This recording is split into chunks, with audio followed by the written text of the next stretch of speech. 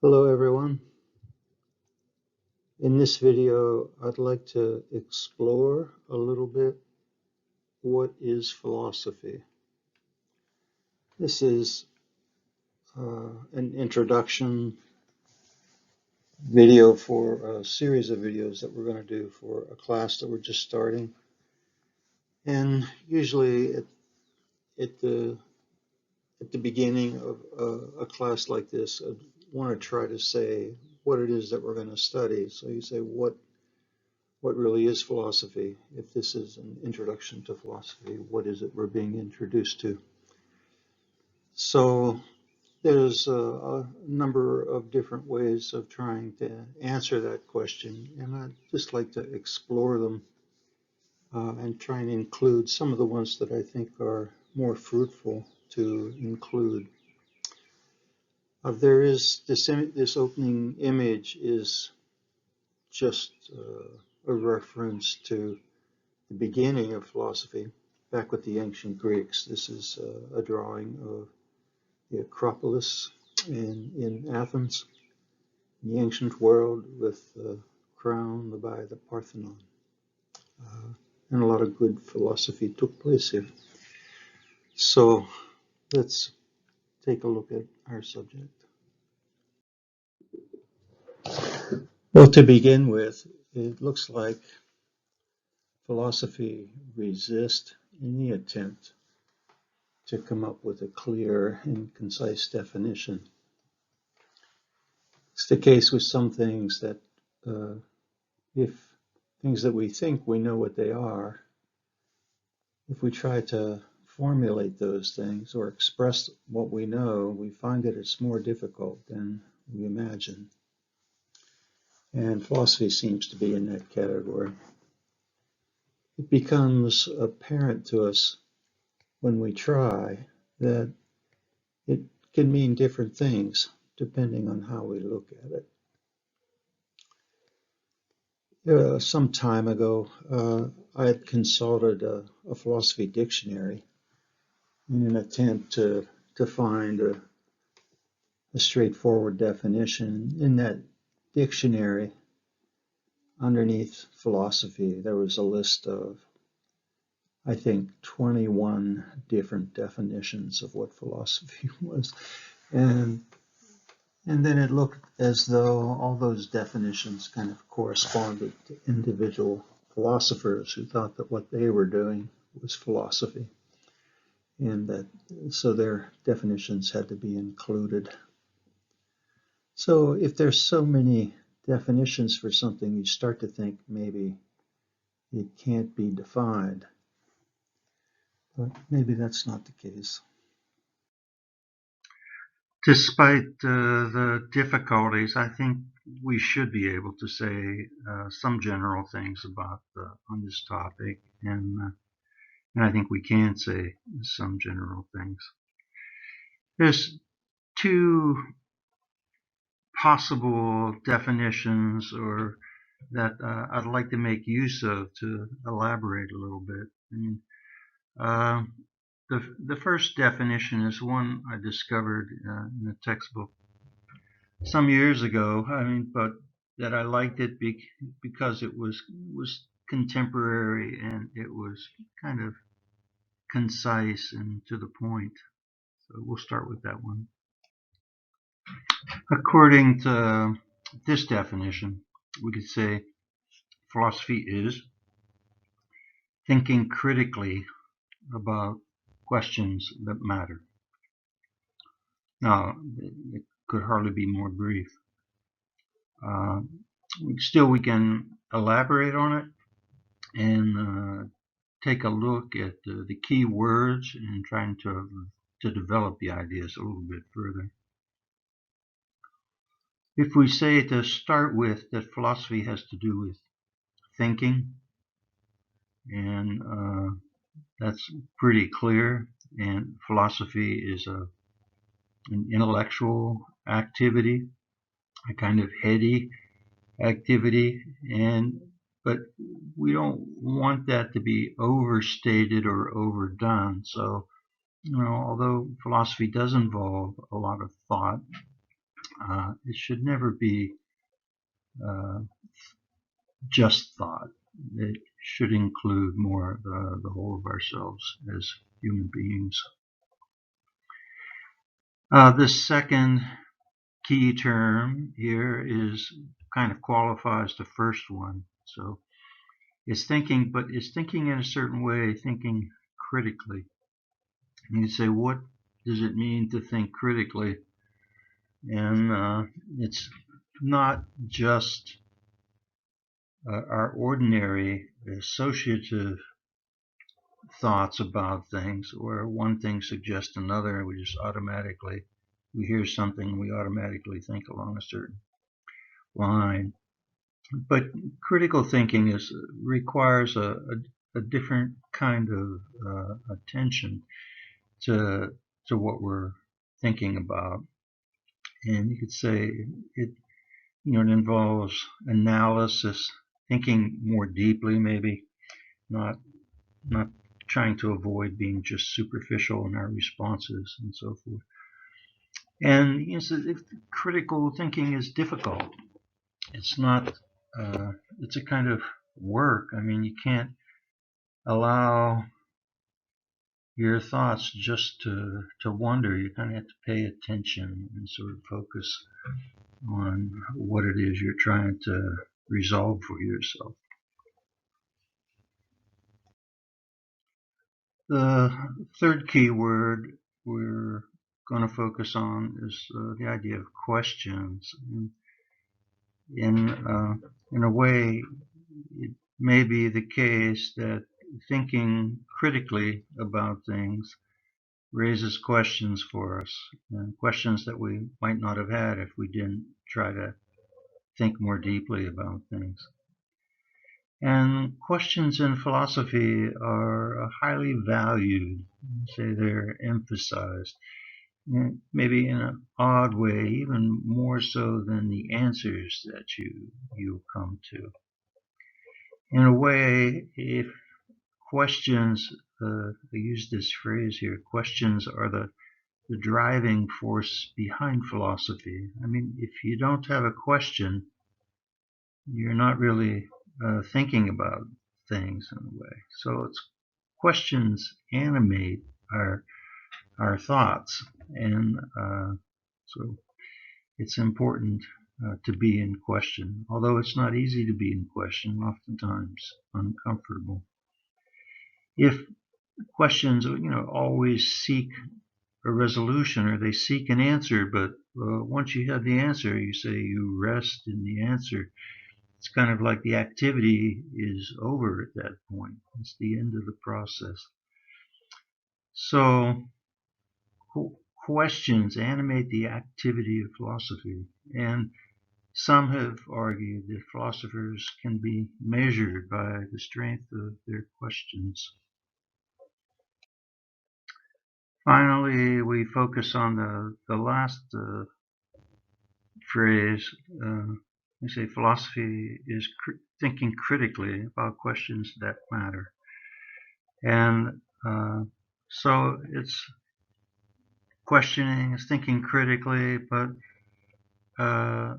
not about just anything. It's not idle curiosity, but it's questions that we think are the important questions in life. Questions that would make a difference to us, how we thought about them, or what we thought the answers sort of told us about how we should live, or what's right and what's wrong, what should we be striving for in our life. I just give a few examples. Does life in itself have any meaning? If so, how would you determine what that is, or what is it? Is there a God or a divinity? And does God, what's he expect from us? Is there existence after death?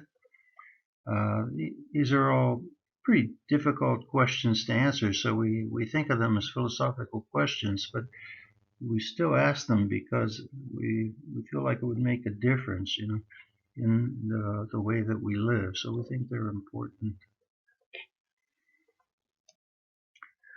The second definition that we wanted to propose is one that's traditionally given, and that is to break the word philosophy down into its origin words. And we say that philosophy comes from two Greek words, philos plus sophia, and so philosophia. And apparently it was Pythagoras, one of the early philosophers, who used this term philosophy to describe what some of the people were doing at that, or had started doing at that point. So if philosophers like to look at the roots of words, so sometimes you can find something about what something is by seeing what it was originally. So if we look at the Greek terms, philos is a Greek word for love. And there's some other Greek words for love, which we'll speak about in a couple minutes here. And then Sophia is a Greek word for, oftentimes translated as knowledge or wisdom. And in my preference is to think of Sophia as wisdom. So there's an interesting distinction between knowledge and wisdom. So according to this definition, you'd say philosophy is the love of wisdom, and a philosopher is thus a lover of wisdom. So we can still say that's interesting, but you can go a little bit further with the analysis of this definition. So we could ask, what does it mean to be a lover of wisdom? Or what does it mean to be in love with wisdom? We could appeal to one of the ancient philosophers, Socrates, speaks on this subject. If we'll see later that Socrates was a kind of inspirational teacher for Plato, and Socrates himself never wrote down his ideas, but Plato wrote extensively about Socrates and discussions that Socrates had with other people about philosophical subjects. Those are all called Plato's dialogues. One of those dialogues was called the Symposium, in which a group of young men were together and kind of celebrating a successful performance of a play by one of the people present. So a playwright had put on a play, and his friends had gathered in the evening to celebrate it, and they were sitting around drinking, so it's kind of a drinking party. But these are philosophers, and Socrates is there, so he wants to give a kind of serious aspect to it. So they propose to have a contest among themselves where they'll go around the table and everyone will give a speech on a particular topic, and then they'll decide who gave the best speech and they'll win some prize.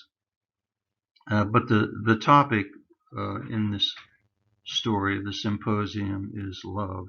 And so each of the participants gives a speech about love.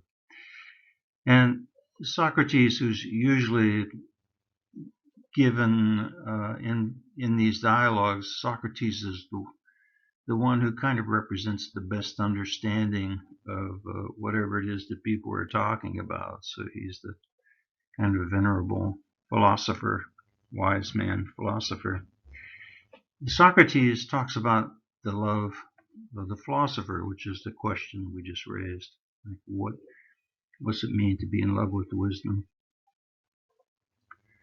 There is the word philia is the term in philosophy, and philia is a Greek word that usually refers to brotherly love. If you think of Philadelphia, for instance, is the city of brotherly love. So you say Philadelphia, philosophy, the love of wisdom. It's not clear that that sense of love is quite describes what the philosopher feels for wisdom. You think another application of philia is like philanthropy, and a philanthropist is a kind of lover of mankind, somebody who wants to help mankind out. So, but again, it's not clear that philia is the right word to describe the relationship between the philosopher and wisdom.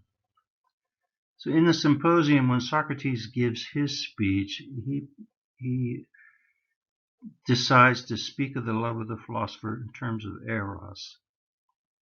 And eros, which is the root for the word erotic, for us. And it's a Greek word for a different kind of love. It's not brotherly love. It's more a passionate kind of love that people can feel for one another, even sort of sexual attraction. So it's very strong, intense kind of emotion. And Socrates wants to say that the love that the philosopher feels for wisdom is more like eros than it is like philia. The philosopher is passionately in love with wisdom. And this erotic love is kind of a complex and dynamic. It's complicated, but it's also filled with a lot of life and excitement. If you've ever been in love in a kind of passionate way with another person, you might understand the feelings associated with it. Socrates argues that this kind of love, it's complex and it's dynamic, and it always involves two different elements combined, and that means those elements are lacking and longing. It's lacking because there's always, in this kind of love, you could say that there's something missing in the lover. And the lover within himself or herself is incomplete, or feels a kind of emptiness within themselves, and without the beloved. So it's like the beloved is perceived as completing the person or filling in what's missing in their life. And you say that the lover only feels complete or whole when he is with his beloved, when they're together. And that's kind of the source of the attraction, of the lover for the beloved, something missing in the lover. And then perceiving that what it is that's missing is provided by the other, so one longs to be united with the other person as though that would complete them or make them whole. So you could say that's kind of what desire is all about, the desire to be united with the beloved. So there's these two elements that kind of are connected with each other, the lacking and the longing. So we can understand that the dynamic nature of erotic love. And then we want to say, how does that apply to the philosopher? So we apply that same dynamic to the philosophy as a lover of wisdom. We say that he's driven by his love for what he lacks. The philosopher recognizes that he doesn't have what it is that he most wishes for, which is wisdom. So he's driven by his lack of wisdom, sort of to long for it, to desire it, to pursue it, to move in the direction of wisdom. So this is kind of a model for Socrates, that philosophy is more about being in question. It's more about recognizing that you don't actually understand what it is that you feel like it's important that you understand. So you move in the direction, or you're drawn in the direction of that which is most important for you, or that which you feel will make you whole or complete.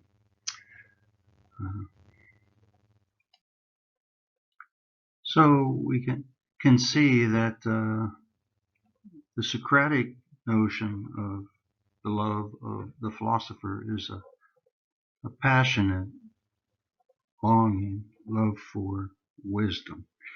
And we already tried to distinguish a little bit, say that wisdom is not just knowledge, but wisdom is a kind of specialized kind of knowledge. You see, knowledge is can be like, you know, uh, not not everything that we know is important to know, but wisdom is more about, is a kind of practical knowledge, or knowledge that's based in experience and so forth. You see, to be wise is to understand things, and or to understand what's really important for us to understand.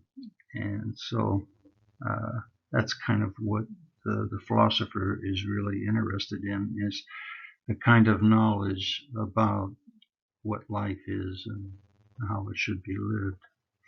So you might see that there's some parallels between these two definitions that we proposed.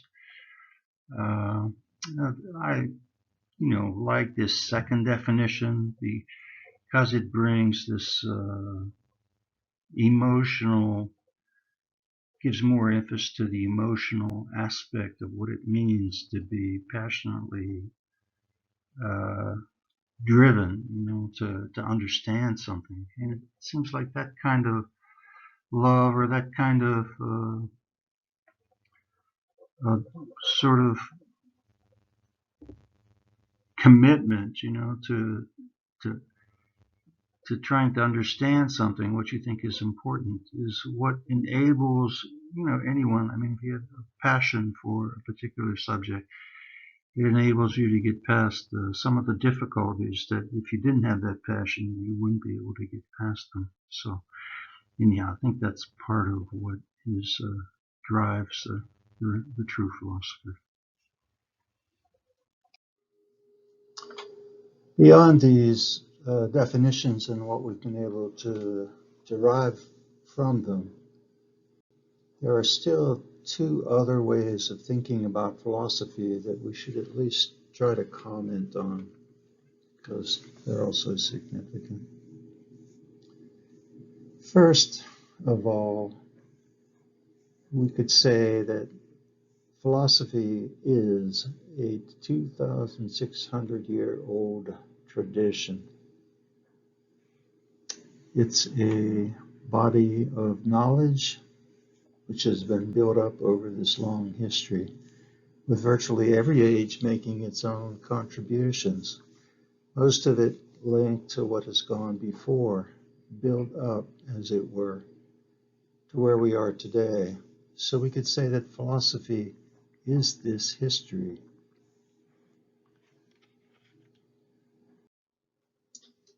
But then, secondly, we also have to say that philosophy is an activity that one can engage in, that we can engage in.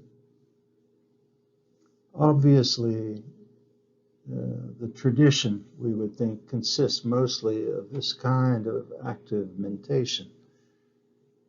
But then we have to remember that it's possible for ourselves as well, that we could do our own philosophizing in this sense. This would be our own questioning, our own seeking for what is true, with respect to whatever question we think is important.